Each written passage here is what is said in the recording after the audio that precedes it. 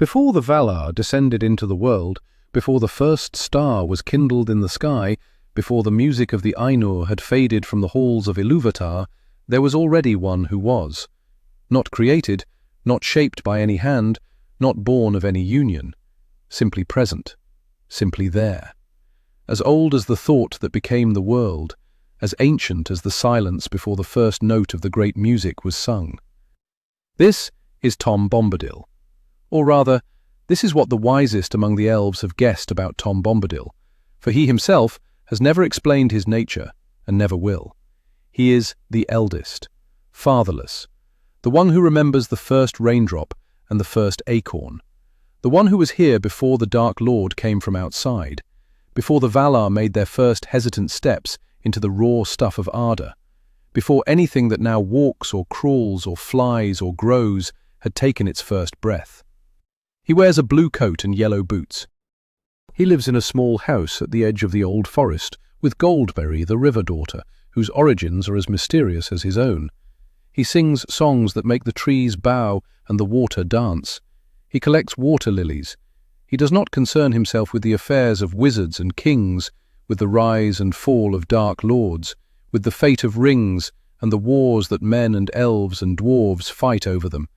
And yet, when the hobbits brought the One Ring into his house, the ring that had consumed Isildur, that had corrupted Sméagol, that even Gandalf and Galadriel dared not touch, Tom held it in his palm, put it on his finger, and did not vanish. The ring had no power over him. He made it disappear instead. Then he laughed and gave it back as though it were a child's toy. This moment, more than any other, reveals what Tom Bombadil truly is. The ring works by desire. It amplifies ambition, corrupts will, preys upon the longing for power that exists in every heart. But Tom desires nothing beyond what he already has. He does not wish to rule. He does not wish to possess. He does not wish to change the world or bend it to his design. He simply is, complete and content, in a state of being that predates the very concept of power. Sauron, who designed the ring to dominate all life, had never imagined a being like this. He had accounted for elves and men and dwarves. He had accounted for wizards and eagles and even the Ents. But he had not accounted for Tom Bombadil, because Tom Bombadil existed outside the categories Sauron understood. He was not an enemy because he was not a rival. He was not an ally because he had no stake in the conflict. He was something Sauron's philosophy could not process, a being who did not want anything. And that, in the end, is why Tom Bombadil was more dangerous to Sauron than any army. Because you cannot corrupt what does not desire. You cannot threaten what does not fear. You cannot defeat what does not fight. Tom Bombadil was not beyond Sauron's power. He was outside the framework in which power has meaning. For thousands of years, Tom remained in his small domain, content and unconcerned. The world darkened and he sang. Empires rose and fell and he collected water lilies. The shadow grew in the east and he danced with Goldberry beneath the stars. He did not join the White Council. He did not march with the Last Alliance. He did not participate in any of the grand events that shaped the fate of Middle-earth. But something changed. Perhaps it was the hobbits who changed it. 4 small creatures who carried a burden no one else could carry, walking into danger with nothing but courage and friendship. Perhaps Tom, watching from his forest, felt something stir in his ancient heart.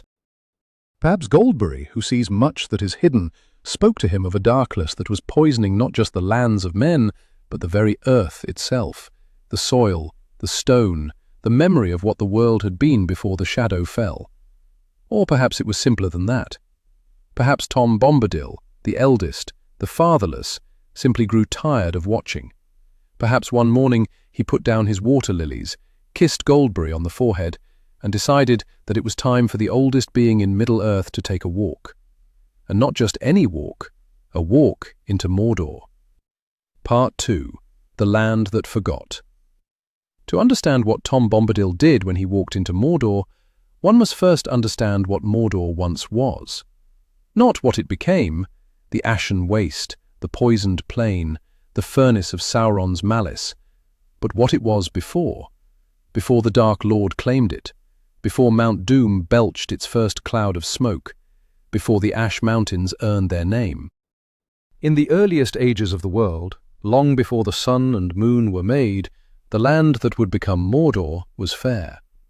The mountains that now stand black and jagged against the sky were green with forests so ancient that the Ents themselves might have called them elders. The plateau of Gorgoroth, now a cracked and lifeless waste of ash and slag, was a broad and fertile valley watered by streams that ran clear from the surrounding peaks. The Sea of Nirnen, now fed by the tears of slaves, was a lake of such beauty that the elves who first wandered into those lands wept at the sight of it. This was not a marginal fact. It was not a footnote in the history of Arda. The land that Sauron corrupted was once among the fairest places in Middle-earth. The mountains, now called Ered Lithui, the Ash Mountains, had another name once, a name that has been lost to all but the oldest memories. They were green with life from their roots to their peaks. The stone itself was alive with the slow consciousness that exists in all things that were sung into being by the music of the Ainur. Tolkien understood something profound about evil that most of his imitators miss. Evil, in his world, is not creative. It does not make. It only mars. It takes what is good and twists it, corrupts it, breaks it. Morgoth could not create life. He could only corrupt the life that Ilúvatar had made. Sauron could not build a kingdom. He could only defile a land that had once been beautiful. The Ash Mountains are not a monument to Sauron's power. They are a monument to what he destroyed, and the land remembers. This is not metaphor. In Tolkien's world, the physical world has memory. The stones of the earth, the waters of the rivers, the roots of the mountains, all of these were sung into existence by the music of the Ainur. They carry within them the echo of that first song, the memory of what they were meant to be.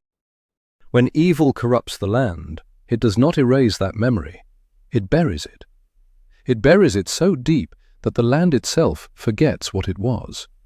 But the memory remains, a seed beneath the ash, waiting. This is what Tom Bombadil understood. He understood because he was there when the first song was sung. He remembers the world as it was before the marring, before Morgoth's discord entered the music and twisted its harmonies into something darker. He remembers the Ash Mountains when they were green. He remembers the valley of Gorgoroth when it was a garden.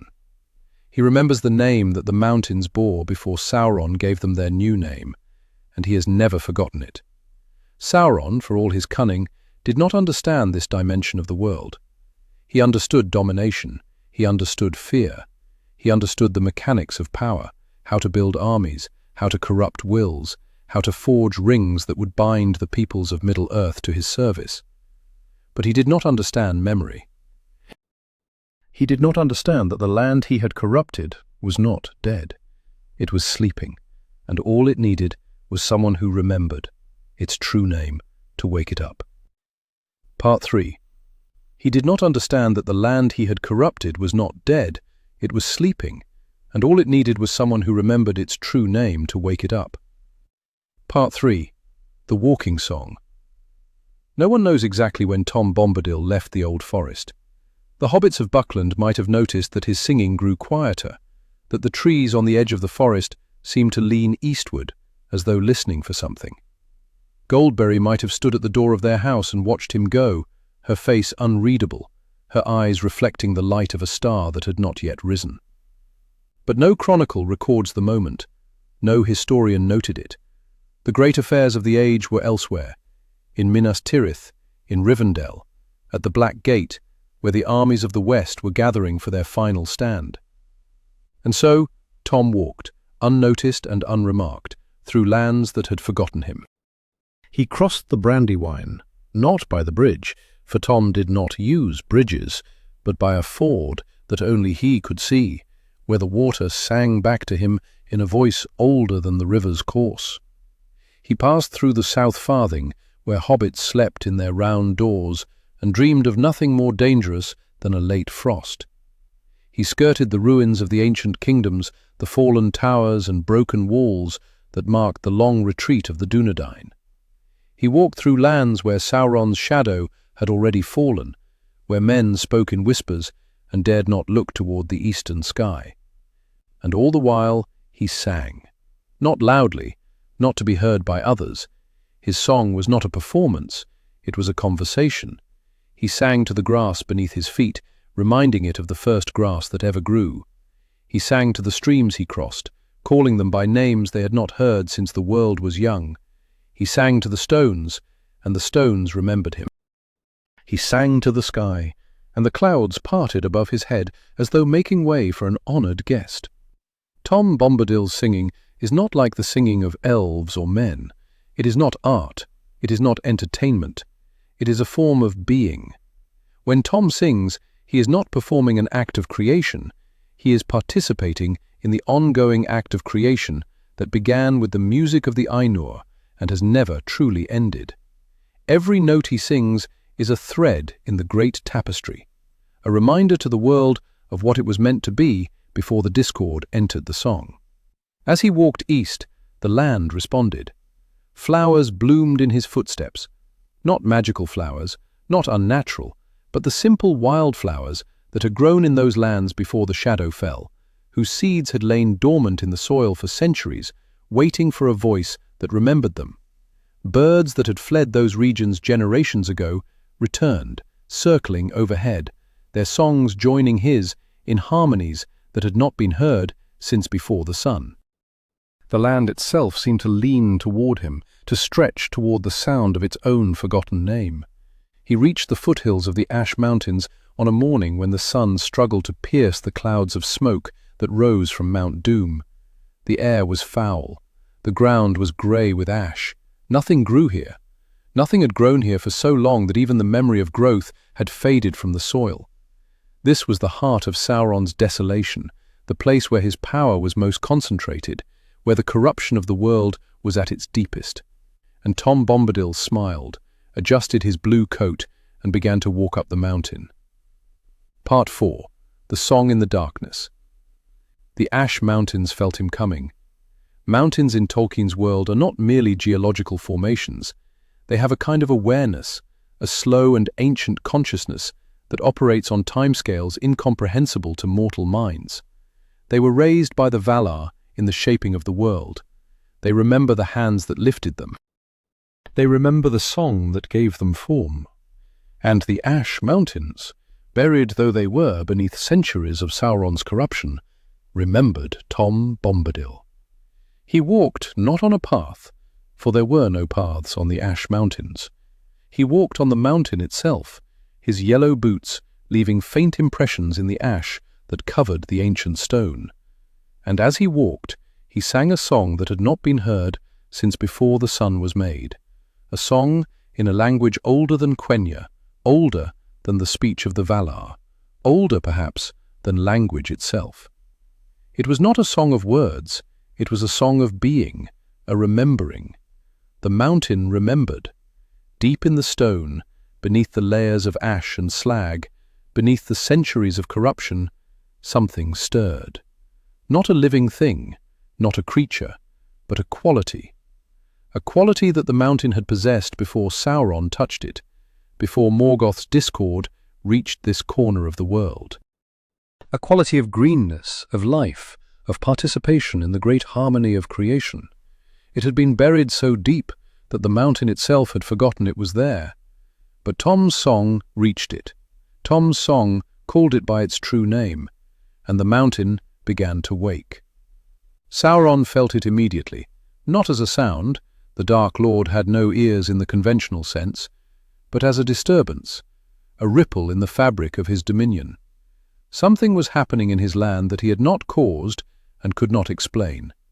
His eye, which ceaselessly scanned the approaches to Mordor, turned toward the Ash Mountains. And it saw, what did it see? A single figure in a blue coat and yellow boots, walking up the side of the mountain, singing. Sauron had never seen Tom Bombadil. He did not know his name. But he knew, with the cold certainty that had served him for thousands of years, that this being was not like the others who had challenged him. This was not a wizard. This was not an elf lord with a ring of power. This was not even one of the Valar, for Sauron had known the Valar in the ancient days and could recognize their presence. This was something else, something older, something that should not exist in the world he had spent so long trying to dominate. The Dark Lord sent his will against the intruder. Not soldiers, there was no time to mobilize soldiers, and the armies of the West were already at the Black Gate demanding his attention. But his will. The same will that had corrupted Númenor, that had bent the Easterlings and the Haradrim to his service, that had reached across the world to pull and twist and dominate. He sent his will against Tom Bombadil like a wave of darkness, a pressure of pure malice that would have crushed the mind of any mortal being. Tom Bombadil kept walking. He kept singing. The wave of Sauron's will passed over him like a breeze over stone. It did not touch him because there was nothing in him for it to touch. He did not desire power, so the promise of power could not tempt him. He did not fear death, so the threat of death could not move him. He did not wish to rule, so the vision of dominion could not corrupt him. Sauron's greatest weapon, the ability to find the darkness in every heart and amplify it, found nothing to work with. For the first time in thousands of years, Sauron felt something that he did not have a name for. It was not fear, exactly, for the Dark Lord did not experience fear in the way that mortals do. But it was the closest thing to fear that a being of pure malice could feel. It was the realization that there existed something in the world that he could not control, could not corrupt, could not even affect. Something that simply ignored him the way a mountain ignores a fly. Tom Bombadil reached the summit of the Ash Mountains and stood looking down at the plain of Gorgoroth. Mount Doom smoked in the distance. The dark tower rose against the grey sky. And Tom, the eldest, the fatherless, began to sing the song that the mountains had been waiting to hear since before the world was made. Part 5. The Green Memory. What happened next is difficult to describe in the language of mortals, for it involved realities that mortal language was not designed to capture. But the elves who later pieced together the fragments of the story from the birds who witnessed it, from the wind that carried the echo of the song across the Anduin, from the very stones of the earth that trembled with the memory, described it this way. The song that Tom Bombadil sang on the summit of the Ash Mountains was not a new song. It was the oldest song, the song that the mountains themselves had sung when they were first raised from the earth, when the Valar shaped the world and the music of the Ainur was still echoing through every atom of creation. It was the song of their true nature. Not the Ash Mountains, not the mountains of shadow, but the name they had borne in the beginning, a name that meant green heights and living stone. And the mountains remembered. It began with a tremor, not an earthquake, not the kind of tremor that Sauron's machines produced when they delved too deep, a tremor of recognition. The stone beneath Tom's yellow boots shuddered as though waking from a long sleep. Then, slowly, impossibly, the ash on the mountainside began to crack. Not crack as stone cracks, crack as soil cracks when something beneath it is pushing upward, struggling toward the light. Green shoots, tiny, fragile, impossibly alive, breaking through the ash, reaching toward the grey sky as though the sky were blue and the sun were warm. The mountainside, which had been black and dead for longer than the kingdoms of men had existed, was growing again. It was not a transformation. It was not a miracle in the sense that the word is usually meant. Tom Bombadil did not wave his hand and turn the Ash Mountains into a paradise. The corruption of centuries was not undone in a single moment. But a seed was planted, or rather, a seed that had been buried for millennia was watered. The mountain remembered that it had once been green, and the memory was enough to push a single blade of grass through the ash.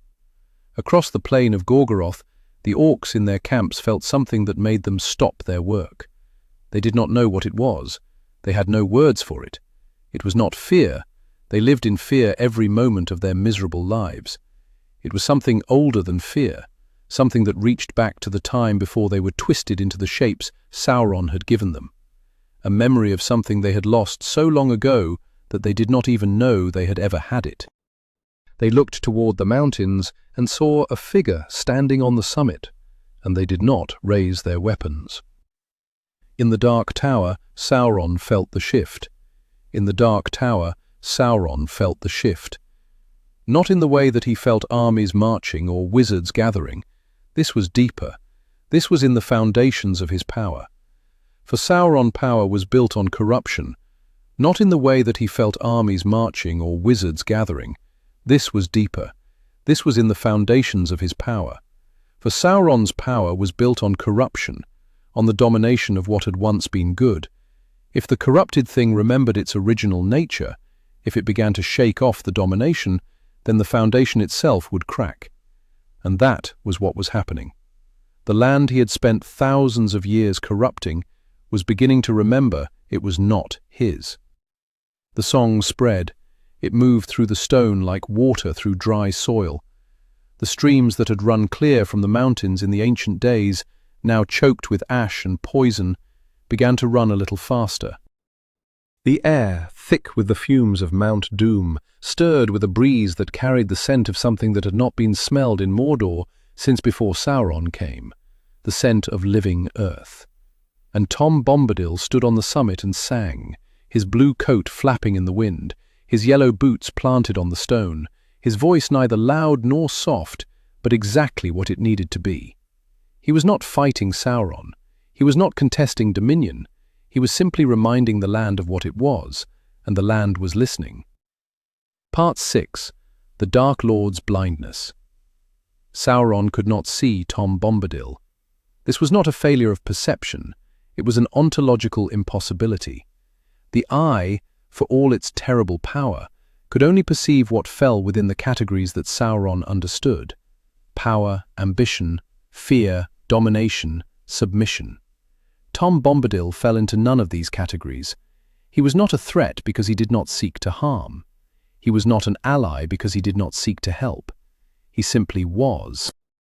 And Sauron's entire apparatus of perception, his spies, his palantir, his wraiths, his far-seeing eye, had been designed to perceive beings who wanted something. The Dark Lord experienced this as a kind of blindness. He knew something was happening in his land. He could feel the disturbance in the fabric of his dominion, the tremor in the foundations of his power. But when he turned his attention to the source, he found nothing. Not an absence, not a void, just a blank space where his perception should have been. Like trying to see a color that does not exist, like trying to hear a note that falls outside the range of hearing. This was, perhaps, the most terrifying thing Sauron had ever experienced. More terrifying than the drowning of Numenor, more terrifying than the siege of Barad-dûr by the Last Alliance, more terrifying even than the moment when Isildur cut the ring from his finger. Because in all those moments, Sauron understood what was happening to him. He understood that he had been defeated by superior force or by unforeseen circumstance. But this thing that was happening on the Ash Mountains, he could not understand. And what he could not understand, he could not fight. He sent the Nazgûl. 9 black shapes rose from the Dark Tower and wheeled toward the Ash Mountains, their terrible cries splitting the smoky air. They were Sauron's greatest servants, the kings of men who had accepted his rings and become neither living nor dead, bound to his will for eternity. No living man could stand against them. Even the great heroes of the age, Aragorn, Gandalf, Glorfindel, had faced the Nazgûl with caution and fear. But Tom Bombadil was not a living man. He was not even, in any meaningful sense, a living being at all. He was older than life, older than death, older than the categories that the Nazgûl inhabited. He was the eldest, fatherless, the one who had been here before the first shadow fell. The Nazgûl approached the summit of the Ash Mountains and found Tom Bombadil standing there, singing. They drew their swords. They raised their voices in the terrible cry that had broken armies and shattered wills, and Tom Bombadil turned to look at them. The Witch King of Angmar, the Lord of the Nazgul, the one whom no living man could kill, met the eyes of Tom Bombadil, and in those eyes he saw something that even the undead could fear.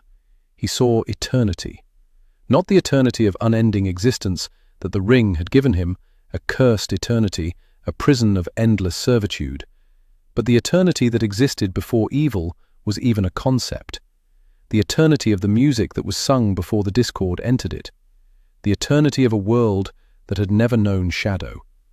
The Nazgul fled, not because they were driven back by force, not because they were defeated in battle, but because they could not bear to look upon something that reminded them of what they had been before the rings took them. Before the darkness claimed them.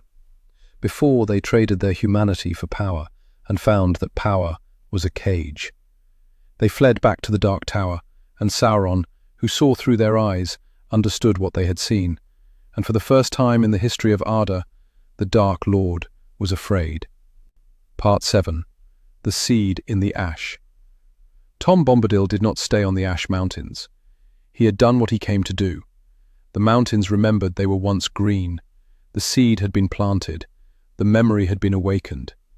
He turned and walked back down the way he had come, still singing, still smiling, his blue coat still flapping in the wind. Behind him, the green shoots that had broken through the ash did not die. They were small. They were fragile. A strong wind might have torn them from the stone. But they did not die because the mountain no longer wanted them to die. The mountain remembered its true name. And a mountain that remembers its true name cannot be made to forget again. Not by Sauron, not by any power less than the one that had sung it into being. Sauron tried. In the days that followed, he turned his will upon the Ash Mountains with a fury he had not felt since the drowning of Númenor. He sought to crush the green memory, to bury it again beneath the ash, to reassert his dominance over every stone and every grain of soil. But the mountain resisted him. Not actively, it did not fight. It simply refused to forget.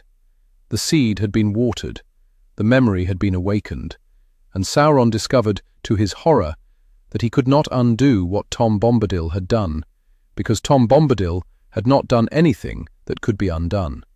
He had simply reminded the mountain of what it already was. This was the deeper truth that Sauron never understood. Evil cannot create. It can only corrupt. And when the corruption is removed, or when the corrupted thing remembers its original nature, the evil has no power left. The Ash Mountains had not been transformed into green mountains.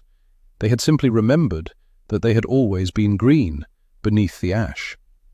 Sauron's dominion had been revealed as a lie, a layer of soot on a living stone. When the ring fell into the fires of Mount Doom, when Barad-dûr crumbled and Sauron's spirit was scattered to the winds, the green shoots on the Ash Mountains were still there. And in the years that followed, as King Elisar began the long work of healing the lands that Sauron had poisoned, the mountains healed faster than anyone expected. The seeds that had lain dormant for millennia began to sprout. The streams that had been choked with ash began to run clear. The name Ered Lithui, the Ash Mountains, began to feel like a memory of a wound that was slowly closing. The elves who passed through those lands in the last years of the Third Age reported something strange. The mountains were not green, not yet, but they were no longer dead. There was a quality in the air, a feeling in the stone that spoke of a long awakening. And sometimes, on clear nights when the wind was right, you could hear a faint sound echoing from the peaks. Not words, not music exactly, but something that might have been the last notes of a song that had been sung by an old man in a blue coat and yellow boots, who had walked into the heart of darkness and reminded it of the light. Tom Bombadil himself returned to the old forest. Goldberry greeted him at the door. The water lilies were waiting. He took off his yellow boots and sat by the fire and did not speak of what had happened. There was no need. The mountains remembered, and that was enough. And in the deep places of the world, where the foundations of the earth rest on the roots of the mountains that were raised before the sun and moon were made, something that had been sleeping stirred. It was not a being. It was not a power. It was simply the memory of the first music, the song that had shaped the world before the discord entered it. Tom Bombadil's song had reminded the Ash Mountains of that first music, and the memory was spreading, from stone to stone, from root to root, from mountain to mountain. The world was beginning to remember what it had been before the shadow fell. It would take ages. It would take longer than the lifespan of kingdoms, longer than the memory of men. The healing of Arda was not a task that could be accomplished in a single age or a single song.